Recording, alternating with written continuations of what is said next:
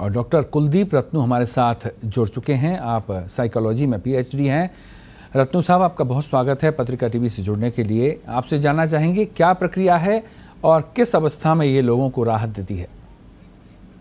नमस्कार अभिषेक जी। जी देखिए, हमारे वैदिक दर्शन में और योग दर्शन में कुछ मूलभूत जो तथ्य हैं, जो हमारे ऋषियों मुनियों ने हजारों वर्षों से तपस्या से साधना से जो ज्ञान प्राप्त किया, उसमें पहला यह है कि जो मनुष्य है जी वो मनुष्य का जो शरीर है उसी के अंतर्मन में परमात्मा का वास है, और जो कुछ ब्रह्मांड में है वो मानव के पिंड में भी है। जी जी अब हमारे यहाँ ये मान्यता है ही, और वैज्ञानिक रूप से भी है, कि एक जगत का पिता है और एक जगत की माता है। जी जी तो जगत की माता जो है, जगत जननी, जिसे हम देवी के रूप में पूजते हैं, दुर्गा के रूप में, पार्वती के, लक्ष्मी वगैरह के, वो उसको सूक्ष्म रूप में हमारे योगियों ने कहा कि वो हमारे शरीर में कुंडलिनी शक्ति के रूप में, एक सर्पिणी के रूप में 3.5 आटे लगा के रीढ़ की हड्डी के निचले हिस्से में रहती हैं। जी ये एक सदगुरु की, कोई एनलाइटेंड जो गुरु हो, जिसने साधना से अपने आप को उस लेवल तक चेतन कर रखा हो, जी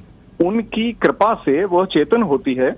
पर हमारा जो सर है उसका जो सबसे ऊपरी हिस्सा है, जिसे हमारे यहाँ योगियों ने कहा कि वहाँ सहस्र पंखुड़ियों, 1000 पंखुड़ियों का एक कमल है जिसे सहस्रार कहा जाता है, चक्र का, वहां पर उसे उन्होंने आकाश कहा है, और वहां परमात्मा का वास कहा है, परम पिता का। जी तो ये जो सदगुरु की, हमारे जो गुरुदेव सियाग हैं, सदगुरुदेव सियाग, तो गुरुदेव ने जो साधना से और उनके गुरुदेव बाबा गंगाईनाथ जी योगी के आशीर्वाद से जो शक्ति मिली, वो शक्ति पहले ये होता था कि हमारे यहाँ ये शक्ति एक कोई सदगुरु अपने किसी योग्यतम एक शिष्य को दे पाता था जी। लेकिन वो होते होते एक समय था कि भाई हमारी संस्कृति के और हमारे दर्शन के उत्थान का समय आया, तो फिर हजारों ऋषियों की जो परंपरा है, वो परंपरा में और जो कमाई है तपस्या की, वो सदगुरुदेव सियाग को आदेश हुआ कि अब आप इसको सबको मुफ्त में बांटिए।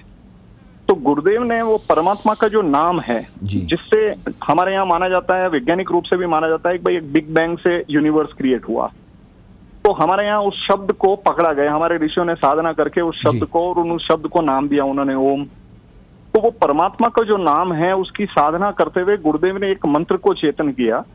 वो मंत्र गुरुदेव देते हैं, और उस मंत्र के जाप से अंदर वो कुंडलिनी शक्ति जागृत होकर ऊपर उठती है। कुलदीप जी, आप चूंकि साइंस से भी जुड़े हैं और आध्यात्म में भी आपकी रुचि है, और ये दोनों ही अलग अलग क्षेत्र हैं। धार्मिक क्षेत्र के जो लोग हैं, अध्यात्म से जुड़े लोग हैं, वो कई बार विज्ञान की बात करते हैं, और विज्ञान से जुड़े लोग हैं वो कई बार आध्यात्म की बात। यहाँ आप दोनों का समावेश है। आपसे दोनों दिशाओं से ये जानना चाहेंगे कि आपने विज्ञान की दृष्टिकोण से इसमें क्या पाया और आध्यात्म की दृष्टिकोण से इसमें क्या पाया, कितना सफल इसको मानते हैं आप? देखिए, सबसे पहला तो ये एक कहीं न कहीं मिसकम्युनिकेशन और मिसकंसेप्शन क्रिएट हुआ कि विज्ञान अलग है और अध्यात्म अलग है। देखिए, हमारा जो पुरातन काल आप पूरा देखेंगे तो हमारे यहाँ चाहे आयुर्वेद की रिसर्च हुई हो या एस्ट्रोनॉमी पे रिसर्च हुई हो, वो सारी ऋषियों मुनियों ने की है।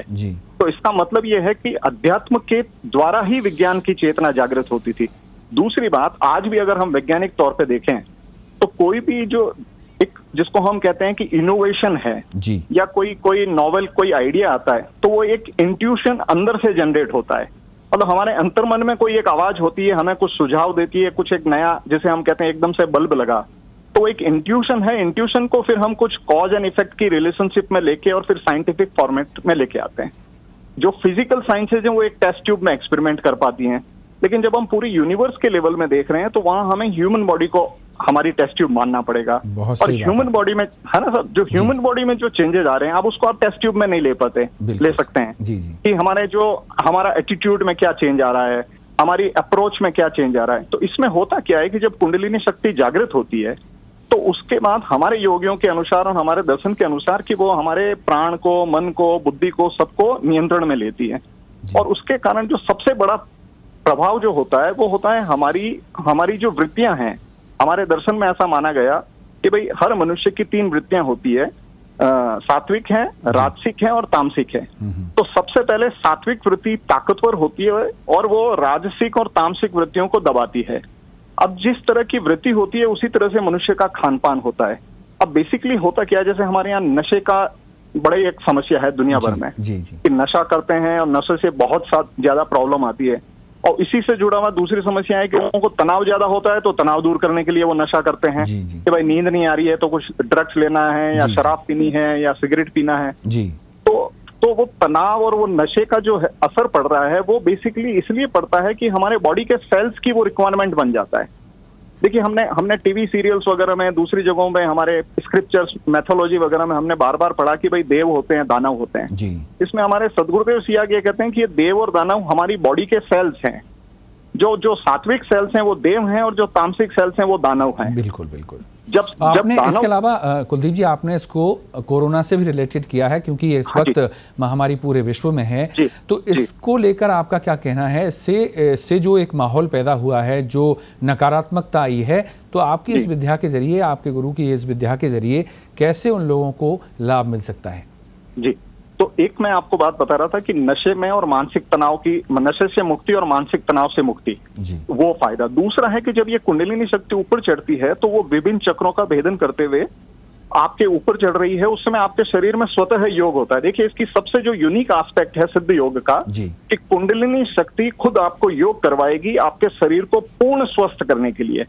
और वह जहां जहां उसके मार्ग में बाधा आएगी किसी भी बीमारी के कारण, आपकी बॉडी में कहीं कोई बीमारी है तो वो उसी बॉडी के पार्ट की एक्सरसाइज करवाएगी जिसकी आपको रिक्वायरमेंट है जी। हम जैसे योग करते हैं तो हम सारे लोग एक ही प्राणायाम कर रहे हैं, लेकिन हर एक की बॉडी, हर एक की डिजीज वो एक तो नहीं है, लेकिन हम पूरी दुनिया में सबको एक प्राणायाम। अब इसमें हजारों लाखों तरह के प्राणायाम होते हैं, हजारों लाखों तरह की योगिक क्रियाएं होती है, वो उसी तरह की होगी। 100 आदमी बैठे होंगे तो 50 आदमियों को योगिक क्रिया होगी, वो 50 को अलग अलग तरह की होगी। वो इसलिए कि उसकी बॉडी में जो रिक्वायरमेंट है, अब इसी प्रोसेस में आपका इम्यून सिस्टम मजबूत होता है और वो वायरसेस हैं, आपके जो भी बैक्टीरियल, जो भी हार्मफुल बैक्टीरिया है, उनसे लड़ने की आपकी बॉडी में एक ताकत आती है। और इसके कारण आपकी जो एक डिवाइन ट्रांसफॉर्मेशन पूरे बॉडी के सेल्स के लेवल पे चेंज आता है। देखिए इसमें साइंटिफिक एक्सपेरिमेंट्स हुए हैं और उन्होंने ये प्रूव किया कि भाई मेडिटेशन से और कुछ मंत्रों के जाप से आपके सेल्स में चेंज आता है, जो हमारी, जिसको हम कह सकते हैं कि बेसिक स्ट्रक्चर है हमारी बॉडी का। तो सेल्स में जो चेंज आ रहा है, इम्यून सिस्टम में जो बदलाव आ रहा है, उससे आदमी का, जिसको हम कह सकते हैं कि बीमार पड़ने की संभावना, और बीमारी अगर है भी तो उससे मुक्ति की संभावना, ये बीमारी बिल्कुल दूर हो जाती है, परमानेंट, जिसको हम कहते हैं कि फ्रीडम आ सकती है। तो हर तरीके से जो लोग हैं राहत मिल सकती है, आपका कहने का मतलब है इस महामारी के दौरान। बहुत शुक्रिया रत्नू साहब, पत्रिका टीवी से जुड़ने के लिए। आपने बहुत बारीकी से हमारे दर्शकों तक ये बात पहुंचाई कि कैसे लोगों को इससे राहत मिल सकती है, और खासतौर से जो मौजूदा हालात हैं उसमें बेहद प्रासंगिक ये चीज़ है।